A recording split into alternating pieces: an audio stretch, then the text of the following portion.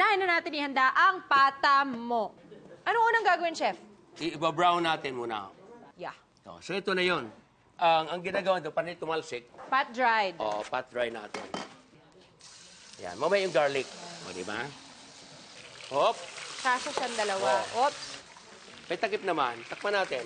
Gaano ba ka-brown dapat yung, Chef? Slightly, yung parang masil mo lang yung balat para magka-crunchy lang. Okay. Kasi Saka para masil yung flavors niya. Para pag naluto, hindi yung buhaghag. Di ba? Pagka hindi mo nasilyado yan, pag kinuha ko, dumidikit yung balat, nadudurog ka agad. Okay. Unlike yung medyo hard, parang crispy, Okay. masarap kainin. So, malalaman mong sapat na yung pagka-brown niya pag hindi na dumidikit, pag binaliktad. Tama.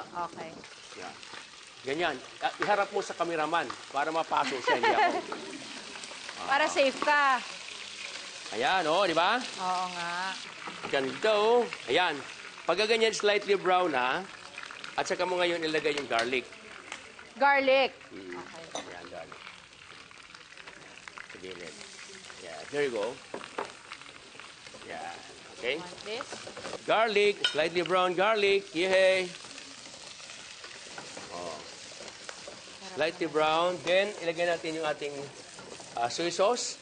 Ay, vinegar. Sorry. Vinegar. Suka muna. Bakit nagmamatter ba yung order niya, Chef? Sabi nila, kapag nauna na yung toyo, tapos huli yung suka, hilaw yung suka, maasim daw. So Tapos huwag daw lulutuin takpan muna. dahil maasim. Hindi ako niniwala dun eh. Kasi suka na siya, maasim talaga yan eh. Depende sa dami. Siyempre, depende sa amount na So lulutuin muna natin yung suka. Ayan. Bago Then, ang toyo. Toyo. Laurel. Then of course, sugar. Brown sugar. Pamintang durog, pamintang buo.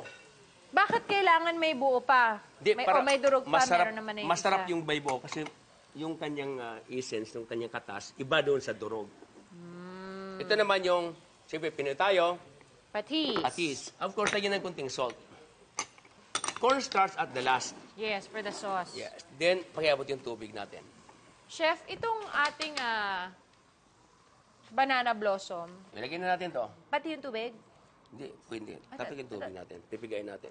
Ayan, sarap nito. Okay. Yan yung maglalasa, yung maamoy, na mabango. Yes. So, yan ang preparation. Ito dahil ito yung shiitake, matigas, yung dried, malambot, ilagay natin ito. Pwede at the last, actually, pero mas maganda yung flavor dyan. Ganun kasimple. So, Pakuluan lagay mo mo na na yan. lahat. Takpan natin to. Itong cornstarch, mamaya At ito the sa sauce. last, yung Okay. pagkailangan mong lalabutin, medyo malabnaw pa na hindi nag-reduction, pwede mong dagdagan at the last. Tama. Bago natin i-serve. Isang buong pata talaga? Opo, para sa Hindi inyo ako lang po. masyadong gutom, Yan, ha? Ayan. Ngayon, Siyo na pata yung with- katas niya, lalagyan natin ng kunting slurry of cornstarch. Pampalapot. Pampalapot. Pampalapot. Ay, Ito po yun. wala naman po kayong diet restrictions, Mr. Jean, mga hindi kinakain?